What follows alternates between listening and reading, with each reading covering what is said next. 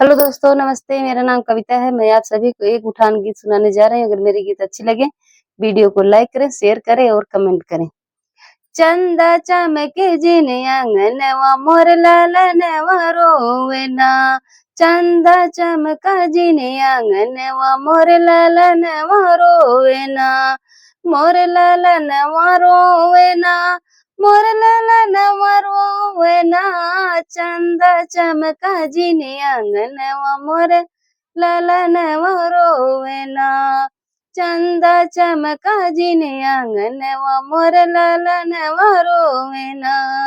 सासू आवे चरुआ चढ़ावे मांगे आपन नेग हो। सासू आवे चरुआ चढ़ावे मांगे आपन नेग हो। ने सासू आवे चरुआ चढ़ावे मांगे आपन नेग रे।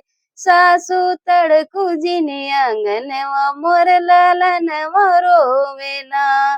सासू तड़कू जिन आंगनवा मोर लालनवा रोवे ना।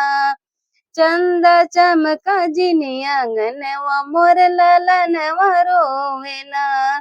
मोर लालनवा रोवे ना। मोर लालनवा रोवे ना।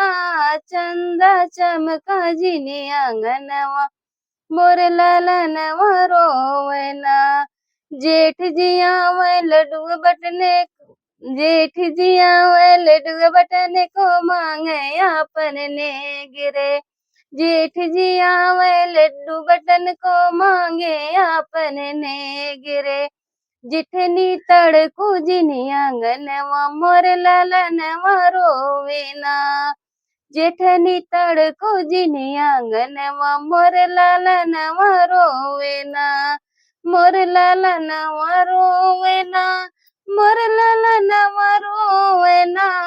जेठनी तड़को जिन आंगनवा मोर लालनवा रोवे ना। चंदा चमका जिन आंगनवा मोर लालनवा रोवे ना।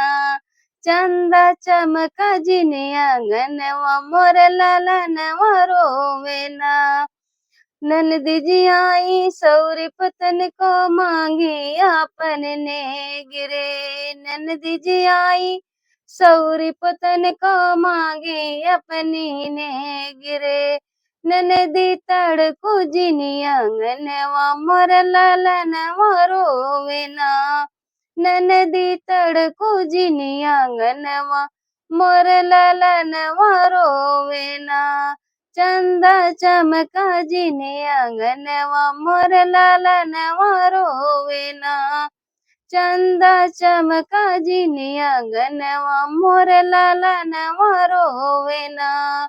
मोर लालनवा रोवे ना। मोर लालनवा रोवे ना। चंदा चमका जिन आंगनवा मोर लालनवा रोवे ना।